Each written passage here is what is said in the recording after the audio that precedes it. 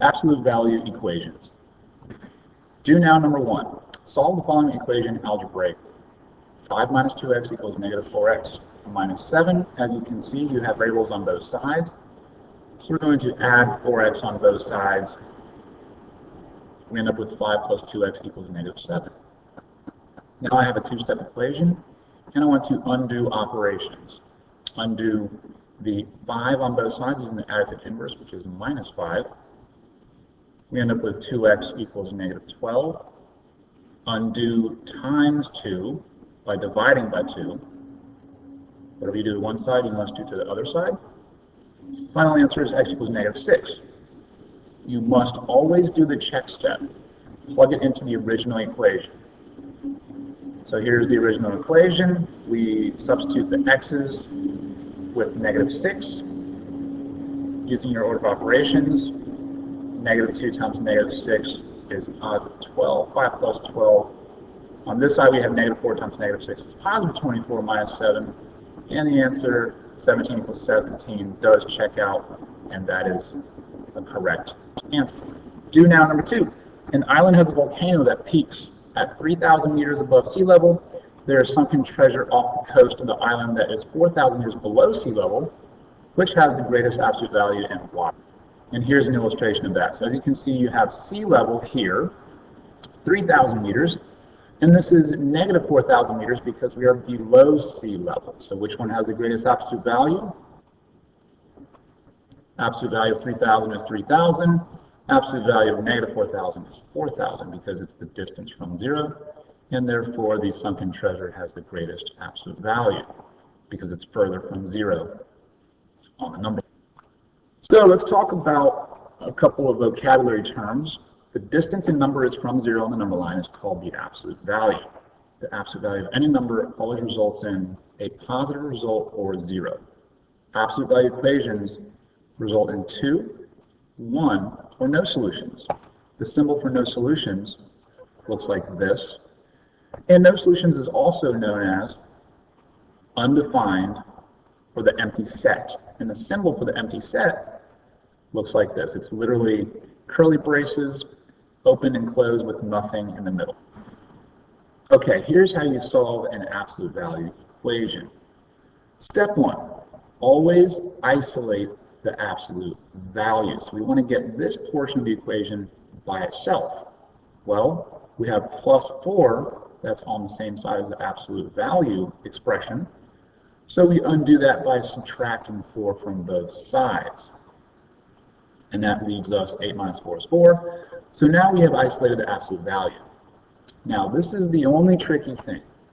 You must remember that the absolute value of any expression is always positive, no matter whether this was positive 4 or negative 4.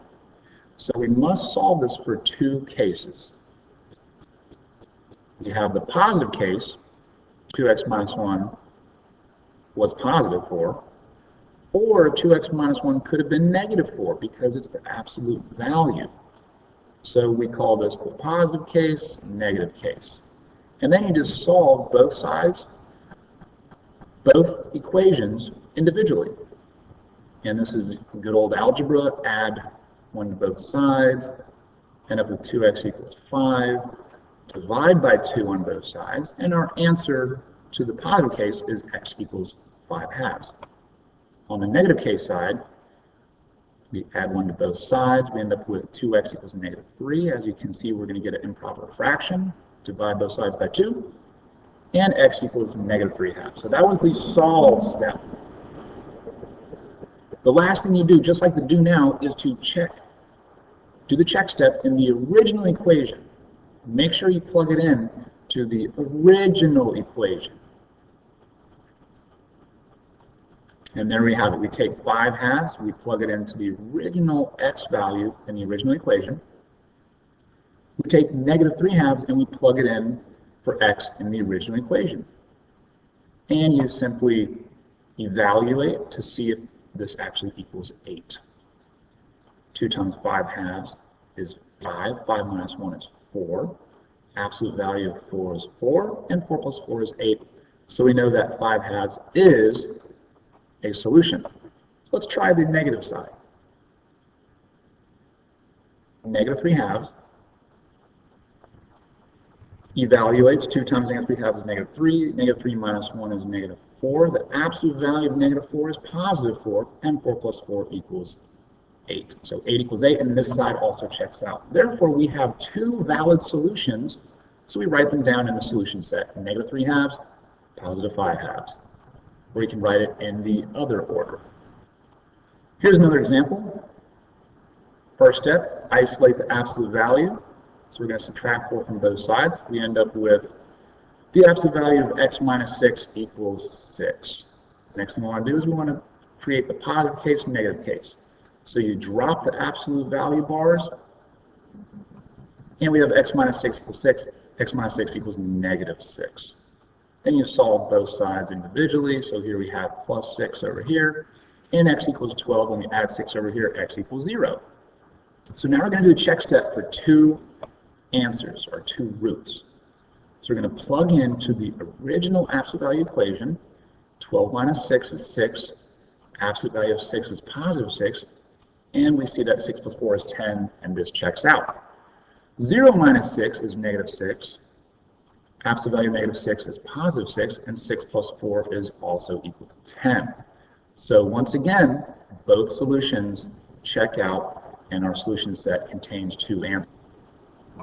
Over here, we isolate the absolute value, add 3 on both sides. As you can see, we end up with the absolute value of n equals negative 3. Now, a little alarm should go off in your head saying, oh, the absolute value cannot result in a negative solution.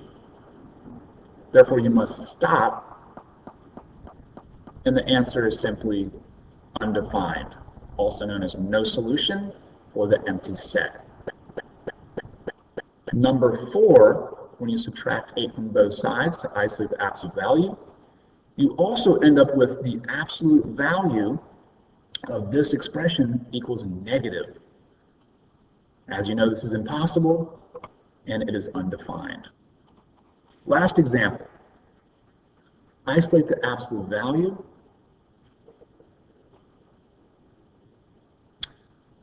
As you can see, it is already isolated, so we can skip that step. When you do the positive and negative case, notice that we have an expression here. So I put parentheses around the entire expression, 4x plus 5, and I negate it. You have to distribute the negative. Do not forget to distribute the negative. So we'll go ahead and do this side first since we're already working on it. So we have negative 4x minus 5. Add 4x on both sides. We have variables on both sides. 7x plus 2 equals negative 5. We subtract 2 from both sides. 7x equals negative 7. We divide both sides by 7. And x equals negative 1. Now on the positive case side, let's work this out. Subtract 3x on both sides. We get 2 equals x plus 5. Subtract 5 on both sides. And x equals negative 3. Finally, the check step. Plug the roots, or plug the answers, back into the original equation. And as you can see, we have negative 9 plus 2 is negative 7, and the absolute value of negative 7 is positive 7. And look at this, we have a disagreement. Therefore, this proves that negative 3 is not a solution. It's called an extraneous solution, or an extraneous root. You must reject it. Let's try the right side here, the positive case, negative 1. Plug it into the original equation. We end up with negative 3 plus 2 is negative 1, and the absolute value of negative 1 is positive 1. This side checks out, and therefore negative 1 is an acceptable root. The solution is only negative 1. Ladies and gentlemen, that's the lesson for the day, absolute value equations. Good luck to you.